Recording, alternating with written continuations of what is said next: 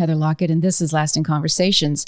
I'm with Sheri Smith today. Hi, Sheri. Hi. Sheri is part of Inspire Mental Health Services. She is a co-host of her own podcast called Let's Be Real with her friend and colleague, Tara Wells. Both are LCSW clinical social workers, and their goal and one of the many aims that they have in their conversations is positive changes on how we do mental health. And Sheri's also a mom and a local here. So hi, welcome to the show. Thank you. Thank you for having me. Well, so let's see. We were just chatting about where to begin, and we're sort of in an interesting time for all of us where there's a lot of emotion up. There's a lot of weather up. Fort Lauderdale apparently is flooded. Oh, you know, there's all kinds of things that are stirring our individuated pots, if you will, stirring the pot. Oh, yes. And so from your perspective, especially as a mental health professional, what kind of tools and tricks do you, I won't even say tricks, but you know what I mean, tools to enhance people who are coming in feeling a little straggled and bedraggled? And I'll go ahead and just throw out, because the other thing that we talked about when I was on your show is how even the helpers need help. Yes. You know, we certainly know that firefighters and policemen, everybody needs help from those types of jobs. But people who are in the mental health field, people who are teachers, people who are gurus, people who are leaders, our leaders need some assistance. Right. When things are on personal levels or professional levels, they need a little helping hand. Absolutely. So, right. So like at the end of the day, right, when you have all these stories in your head, right. I mean, they're real people stories. It's not like watching a movie all day, but it's real raw emotion. And at the end of the day, sometimes we have to ask ourselves, at least for me, how much of that was mine and how much of that was theirs. Because sometimes I find, like for myself, that when you're in a conversation with a client that is having a situation that you've either been in with before, or you start to recognize something about yourself in that, it's hard to separate that. So, I mean, that's what we're taught to do. We're taught to notice and separate. But sometimes it's really challenging to be able to say, hey, you know what, this is not about me. But by the way, I do that too, right? But on the side, it kind of is. So thank you, client, for bringing up all my own stuff. Right. And for letting me say, hey, you know what? I've been telling all these people to do this, and I'm not even listening to my own advice. Right. So that's when for me in particular, that I learned that, hey, I really need to go talk to somebody, because some of this stuff is bleeding over into me, and also a reminder of, hey, I need to check myself too. So, because I think there's a different expectation for a therapist than there is for a firefighter or a policeman, right? People know that that's a stressful job. They know that's really hard, and that they should be getting somebody to talk to. When you think about a therapist, a lot of times people say, you should just have it together, right? You should just have it together. What do you need a therapist for? Or if you have things wrong in your personal life, people think like, hey, you're a therapist. Shouldn't you know what to do? Yeah. I definitely have done that. I've felt that. So we have this kind of a collective guilt almost of why don't I have my own stuff together, especially if you're in a helping type of a field. Right. But can recognize, I will own that I have done that. I've pedestaled. It's a pedestal that we put. So we're reaching out for help. And so we're thinking, well, if you don't have your stuff together, how am I going to have my stuff together? Right. So we can kind of rabbit hole that. Yeah. And one of the things that I'm learning, and some really wonderful mentors who, yes, I pedestaled. And sometimes these mentors, they put themselves on a pedestal because do it my way or the highway. So it can become its own, I usually use an F word, but its own mess-uppery. It can kind of create this odd cycle, if you will. But going back to what you were just saying is, we all put our pants on the same way. And it is an interesting thing to recognize, oh, yeah, I'm a human too. And yes, my therapist or my teacher or my whoever is also human. Right. And so there could be pearls of amazing wisdom, all the while they're having a badass day themselves. Right. But I take that back to us because everything comes back to between me and me or between you and you. Right. Absolutely. Yeah. And I'm sure you find that, and that's part of your practice is bringing people back to their own self. Right. Well, and I do notice that we talked about this in one of our podcasts about what people want from a therapist and what they don't, right? Right. They don't want you telling them all about your stuff, That's right? right. Of course, right? That's not what they're there for. I'm sure there are shows, and maybe you guys have talked about it, where the therapist is literally going, "Oh, right." The therapist is crying. That is not. That's not okay, right? But the idea is that when I give somebody a lesson or of something that we're working on, I always will say, "I understand that's really hard," right? Like.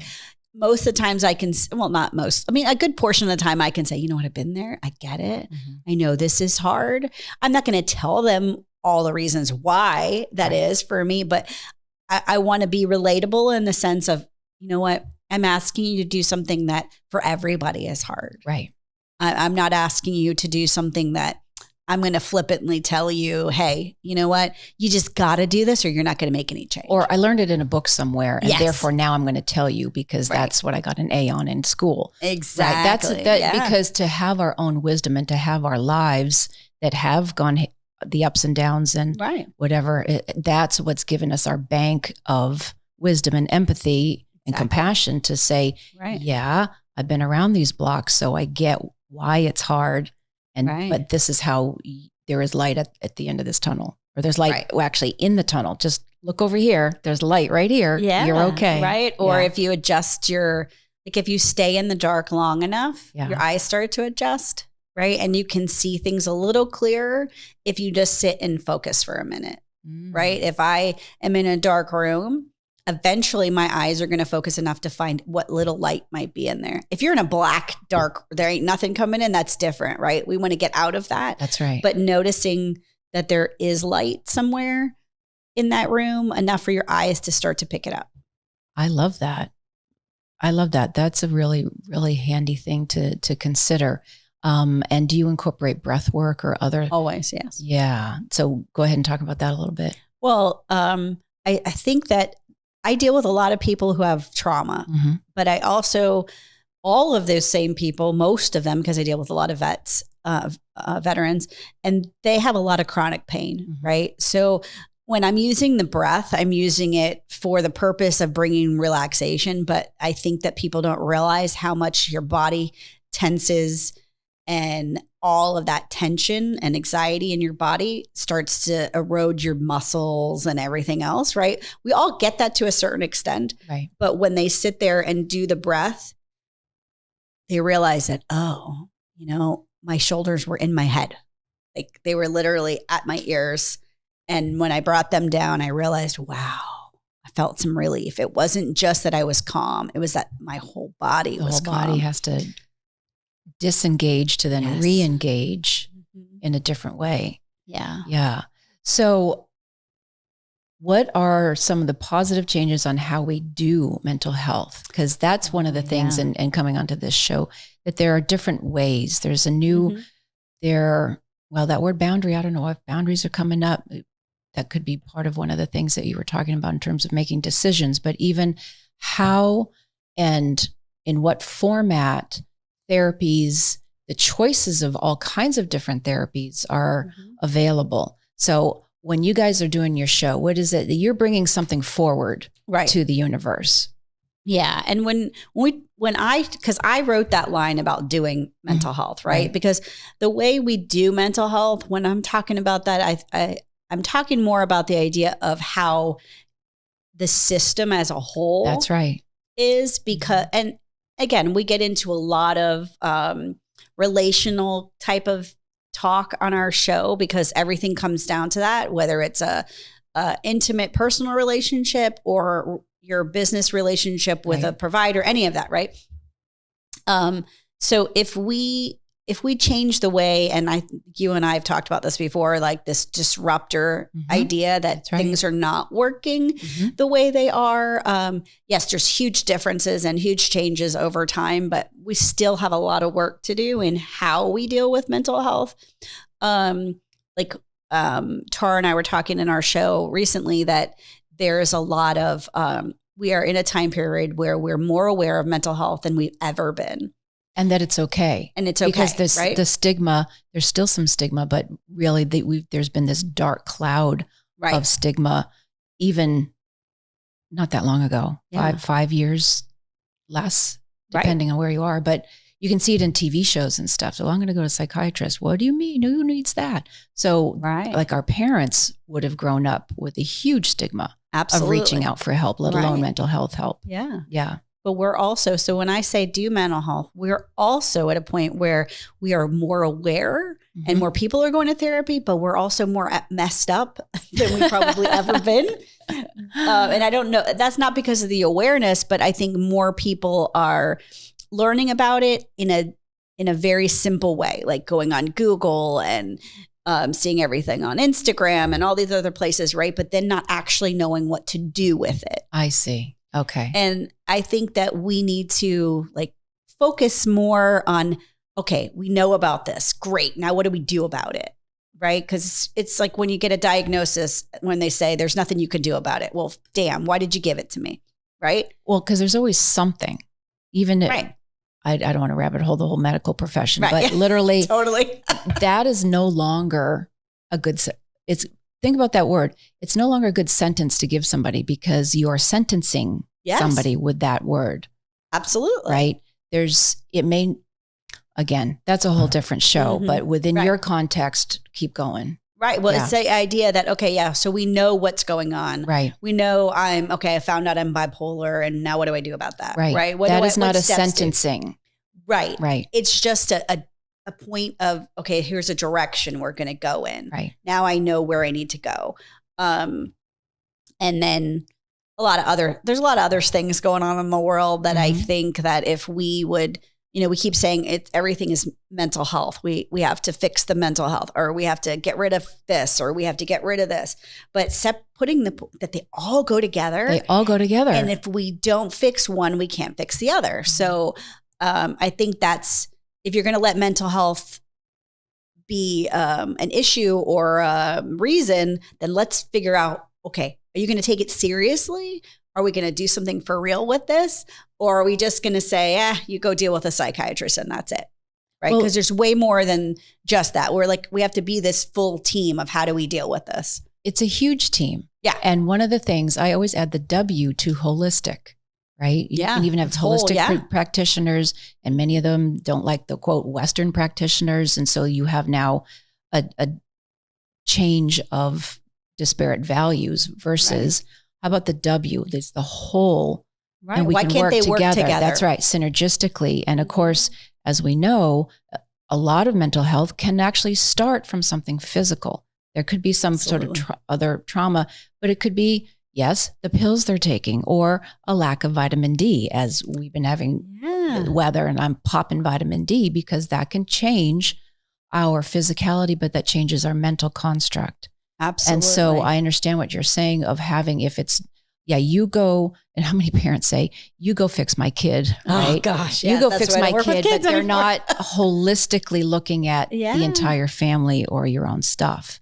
So if you look at the whole picture, right, mentally, physically, et cetera, et cetera. Exactly. And that's why, as I love the name of your show, right? Like it is a lasting conversation. This is a conversation that is going to last for the end till the end of time, right? How do we all come together? We don't all have to agree on something. That's right. Right? Because there's not one perfect way to parent. There's not one perfect way to do anything, right? It's that we all have to understand that it's not just the therapist that's going to fix them. It's not just the family that's going to fix them. It's not just the legislature or whatever. Or a government. Right. It's a combination of all of it. We can't say, if you take this away, that now I can't do this, right? But okay, so if I take this away, I'm speaking of guns, and I apologize, but if you take that one thing away, not everything, right? That one item that's causing a problem. Does that mean I'm taking everything away from you? No, I'm recognizing this particular thing is a problem. So I'm going to make it harder to get it. And I'm going to increase the other, which is the mental health side, the understanding of caring about people, of why is this the reason we keep running to this answer of violence. Why is that the only way? Why do we only know that? If we understand how important it is to not bully, but then they find another way to get their point across. I could keep going all day, so I apologize. No, don't apologize, because that's just it. Is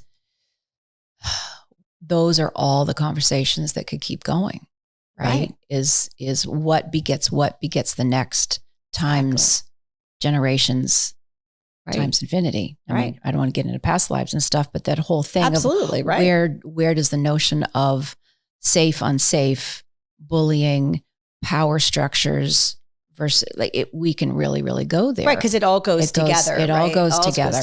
It all goes together. Of course, this we can add. So mental health, a little energy work, we can just all put it together. Absolutely. Diet and exercise and everything else. So when you're saying to how we do mental health, it's a perception, how we can reincorporate so many modalities in so many ways. Right. Yeah. Well, and I work in one of my offices is with also in a psychiatric office, right? I'm not a part of the office, but I have an office in there, right? But they do a lot of other things, right? So they have IVs in there, like vitamin IVs. They do different forms of treatment other than just medication, right? So they have other things. But then the idea of, we've discussed at times about the idea of bringing acupuncture in there, bringing other body work in there. And there's so many things. I'm constantly talking to my clients about maybe you're, like you said, maybe you're deficient in something. You need to go talk to a nutritionist, or you need to go do this, right? So it's not just about, hey, you know what, you're thinking wrong, let's change it. Exactly. Right. And maybe you are. That's part of it. And that's part of it. Yeah. And then you have tools for people to, the phrase is stinking thinking. So we can reformulate and not have to go down these dark, when you're saying if someone is in the deep dark, right, there are ways and tools and abilities to just go, we can redirect, right. And just look at a cloud or listen to a bird or go to nature. We've had many guests talk about nature. Absolutely. Just to step out of your house, of your car, whatever the other thing is, and to look at a bird or look at a child or do something silly, right? Change your viewpoint. Change your viewpoint for a little bit. Now, the other thing, as you were talking about these offices, so once upon a time, I was going to open a whole center. We were going to have all these different areas combining. Love it. Maybe that will still happen, or somebody else will do that. One of those areas has to do with outlet. So if art, creativity, or physical movement, sports, dance, whatever these physical passions, but that's the outlet to get it out of our head and move our body and things like that. And having art and color and music, to play music, to listen to music. And then there was a thing that I had all ready to go thinking called the release room, because sometimes, and I went to a grief workshop when I was there was a wit's end, and I knew either I'm going to have a heart attack or I'm going to go do this. And these beautiful people out in Arizona did trauma and grief counseling, but to the nth degree. Right. And so part of that had, besides being in circle and having the mental and support there was a physical, tangible thing where, you're going to hit something and you're going to yell and you're going to say some things, or you're going to rip paper. You just have to get it out of you. You have to get it out of you. So one of the other things, and they have popped up, they do call them rage rooms, but I was calling it a release room. So if you need to break something or you need to hit something, but the notion of if you're going to break it and let it just smash and just get it out of you.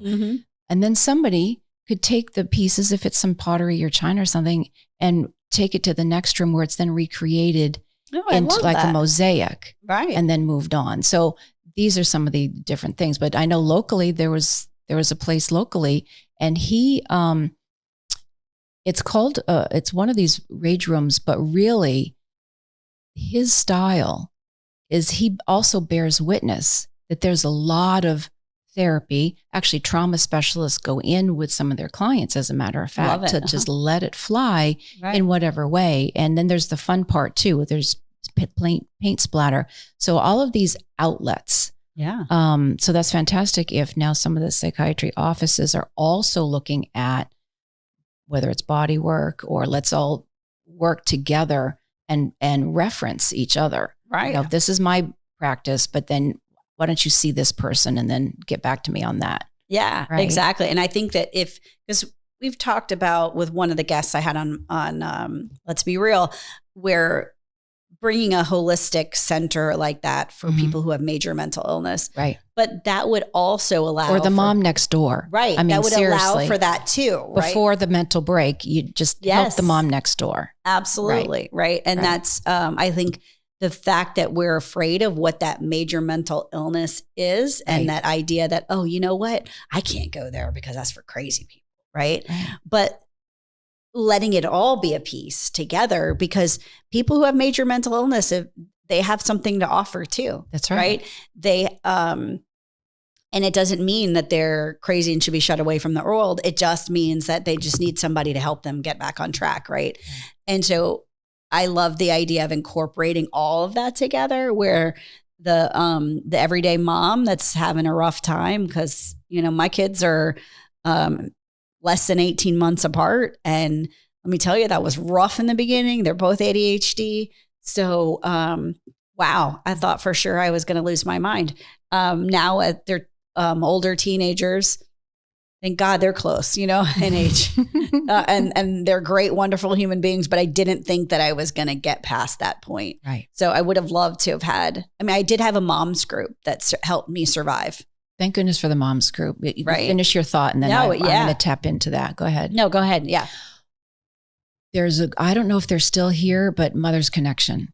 There was a group when I landed here in Florida, pregnant with my second child, and didn't know anybody. But I went to the pediatrician's office and there was this cute little brochure and newsletter of a group called the Mother's Connection. And they had actually started maybe 10 years prior to that. Well, making a very long story short, talk about lifesaver, and even professionally, because I had stopped working, but my best and favorite job was raising my kids. That's really been my most favorite career so far, but now I'm podcasting. But within that, we came together and we had a new moms groups or women to women groups where we could talk about these things and have our kids socialize and have professionals, the pediatricians could come and talk about breastfeeding or sibling rivalry, or if you're new in town, these are some of the things, because so many people come new into town. So Mother's Connection, that was our set of circles, the circles of friends. And I'm still good friends with, I can get a little verklempt here, I'm still good friends with the women from that time. Right. And now our babies are having babies. Yeah. Right. Not mine yet, but one of our moms where we met literally 27 years ago.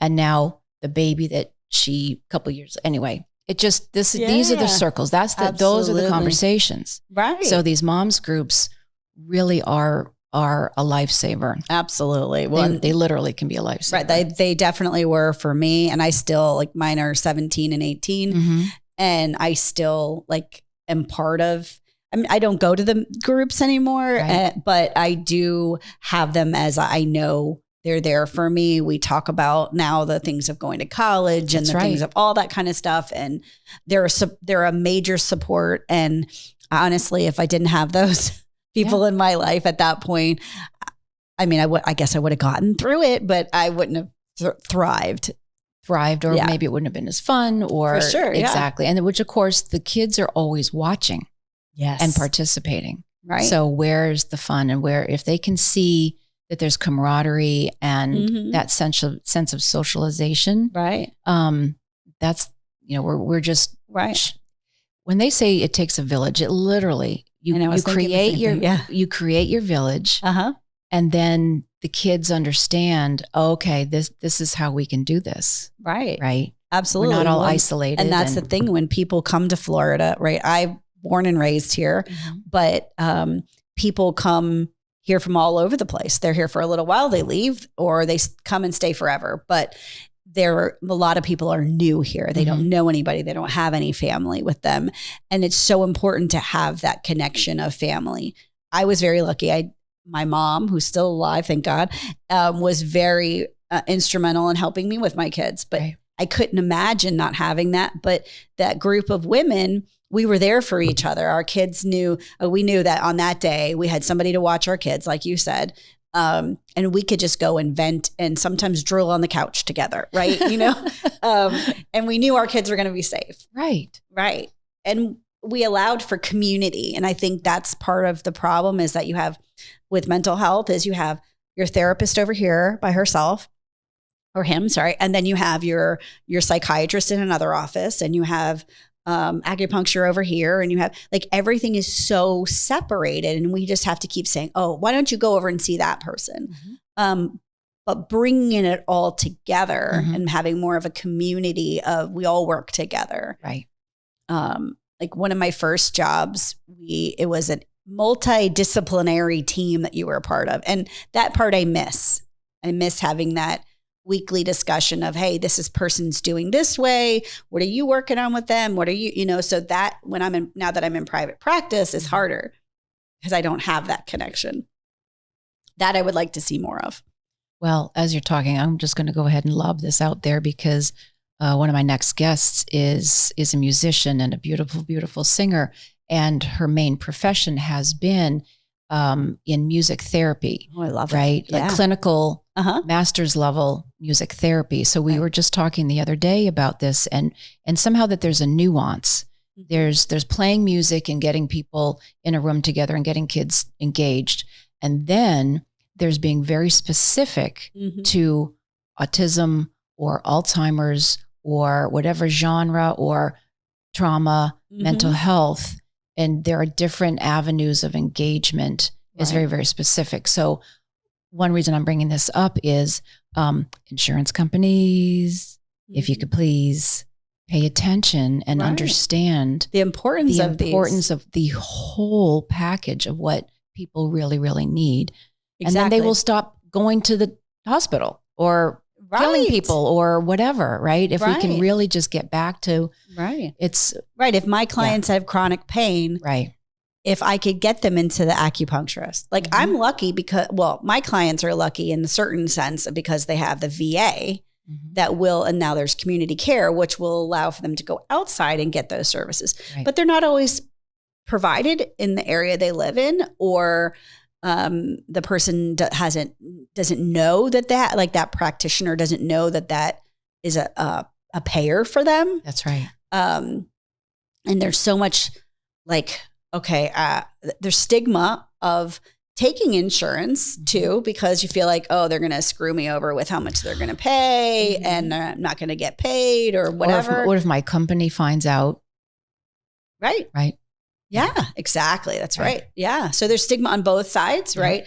There's a lot of providers that don't take insurance for that reason. They're not, but I've learned that is something that's gotten so much better. Good. So much better. So there are more and more insurance companies that are doing better. Even the ones that we've said over time that are terrible have stepped up and said, all right, our providers are leaving and we need to get back on board. And people want to use their insurance, That's right. So, yeah. I think that's helpful all around. So what would be, maybe we'll sort of shift gears a little bit. So tell me about your show. And is that one of the most cool and favorite part? This is my favorite part of the week when I get to do these interviews. So how has it been going for you and Tara and doing your show? And is that something that just jazzes you and it's a fun spot? It does. And I feel like it's almost my therapy as well. Because she teaches me things and I teach her things, or we both just bring out things in our conversation that the other person hasn't thought of. And we check ourselves, we check each other. Right. So I do love it. I feel like, we always end up talking about something that I really needed. It really is something I look forward to. Like I was out last week sick and I was like, oh my God, I needed that. I realized how much I really enjoy that in the week. So. Well, that gets right back into, it's great to have conversations within ourselves, right? Those quiet moments, but then to dialogue and to be with another person, right? And then a third and a fourth. But truly, if you have those moments of checking in Yeah. And having different perspectives. And I hadn't thought of that. And thank you. Right. And thank you. Yeah. It's for me, it's really nice to be able to have another person that's a colleague, but we not having to work with the same people. Right. We're not like, it's not like I'm going to her because I'm required or she's required to come to me. It's just a nice conversation. And we're hoping that other people will enjoy our conversation. Right. So, and that's exciting when I see that people are listening to it and that they're interested in hearing our banter, you know? Yeah. So that's what I like. Yeah. That's always fun. Yeah. That's a lot of fun. Yeah. And so do you have any, I don't know, summer plans, things? We were talking about transition. Are we moving? What's going on? A little bit of, I think my word would be toggle space. You had said limbo. I think there's a lot. Oh, I will also add the redirect. Yes. So when I thought, okay, here's the big plan. And then the universe kind of goes, how about this way? Something different. So there's this kind of limbo aspect where that can open us into something completely different. Yeah. And I think that happens when we're so very stuck on that direction we're going to go in, right? When I think absolutely nothing's going to change my mind. And then later on, the wall comes up and I can't go in that direction, right? Are you sure you're not going to change your mind? Yeah, I'm hearing myself. Yeah. Right. And then that's when I say the inner brat in me comes out. And then I have to sing that song. You can't go over it. You got to go under it or whatever, right? And so like trying to find those, okay, this doesn't work. So I'm going to, with the Friends analogy of pivot, I'm going to keep having to turn till I make it fit. Or I'm just going to let it happen. Right. There's sometimes you just can't fit something in and you just can't make it work and you got to just let it go. Right. So that's hard. That's when I say, okay, just breathe, Sheri. So. Right. So where are we trying to force things? Right. Yeah. Versus, hands off the steering wheel. Let's flow. Right. Well, and I find myself that I want others to go along the ride with me. Oh, well, right. And that's where my bratness is. Come on, this is how we're going to do this and you better like it. And that's hard. So sometimes I just feel like, you know what, I'm just going to go on the road myself. And if you want to join, that's fine. And then there's times where I have to realize, wait a minute, we can find a road we want to go down together. But yeah, it's hard to find that safe road, I guess, that everybody wants to be on together. Well, but I like that because that's just it. And I'm looking at almost like tree trunks or tributaries. People have their own journeys, and that's just it. Where to then realize, oh yeah, this is where I'm headed, and it's going to have to be okay that you're not. And while you're actually raising kids, I get that that's really hard because for sure, we always try to guide and support. And where do we loosen the reins? And where do we need to yank them to say, this way? Right. Yeah. I know you really want to go down this path, but it's dangerous. Or I recognize danger that you can't see when it comes to that. But at some point, we got to allow for danger.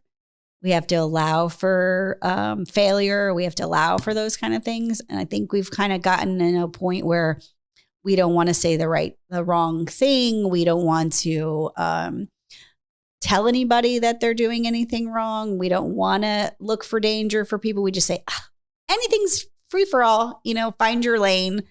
It's your lane. You like it. Just go down it. But sometimes as a parent, that's really hard. It's really hard to say you find your own lane. And then when they're adults, they can talk to their therapist about they let them go down the wrong lane. So they weren't there for me. So finding that balance, and I think it is a balance. That's just it. We can't, and we can try to be perfect parents, and we're just not. Exactly. We're doing the best we can, and they're going to talk to their therapist about us no matter what. How great they will, and they will. And sometimes they have to hate us for a little while. Right, that's okay. And that's probably a good thing because that means that they're growing their own wings. Now, interestingly, my brain just fritzed out on where I was thinking about that. I think it just has to do with, the whole roots and wings, because we also know on the flip side, the parents that aren't there Yes. And there are zero boundaries, right? And nor consequences or any of that. Right, And so the saying, flailing around, and you witness that in your practice. Oh, absolutely. And where's the balance between the helicopter control freak parent versus the whatever you want? Right. If we got free range parenting, and then you got we got the cage and the helicopter, right? So I think that's where, like, everything I usually say to my clients comes back to that word balance, is that, nothing's a problem until it's a problem, right? So if I feel like I'm the carefree, everybody get to do whatever they want parent, is not a problem when it's working. When it's not working is when everybody just has total disrespect for everybody and runs free, right? But learning that there has to be a balance in the house or in life, that there's rules. Some are meant to be broken and some are hard and fast, right? Right. So learning to have respect for others and life in general. And I think that's where we kind of gone wrong. Maybe, I don't know, is that we need to have more respect for people and life, and less of an individual, like, don't say I'm wrong because I want this. Right. Yeah. You can want something, but everybody doesn't have to be okay with it. So that, I think, is the hard thing. So that's not being, I'm not being judgmental. I'm just saying, like, we can't always, not everything can we always be okay with. And I think that's, as a parent, for sure, we have to say that there are some boundary lines. There are some things that we just aren't going to cross in this house, and right. That's okay. Well, and that's exactly true. And when you had mentioned about a respect, or it's a mutual respect. And so that's an ongoing everyday thing. Right. And again, about communication. So having a conversation, and many people do sit at a dinner table, and sometimes they don't, or in their car, but you can always just say, hey, how was your day? Or what was the best part of your day? Or what was the worst part of your day? And engage with each other, and have the siblings, if you have more than one kid, but do the cross engaging as much as possible, so that everyone can be seen and heard and witnessed and sharing. And that's the thing. That can be kind of baseline. Hopefully that can be baseline. Doesn't have to be perfect every day, but at least that's baseline of, we all have something to say. We've all had an experience, and how are we sharing that? Right. Absolutely. Right? I agree. And again, that's a conversation. And that's a conversation. Maybe, I know we could keep going, but maybe we could just leave it. That's the good cherry on top. Yeah, I agree. Right. That's the conversation. That's the conversation. Sheri Smith, thank you so much for being here. Thank you so much for having me. And thank you, everybody, for listening. Please be sure to like, follow, review, and share this podcast. And if you'd like to be part of the conversation, send emails to podcasts@lastingconversations.com, and find us on Facebook. This is Lasting Conversations. We get to the heart of everything.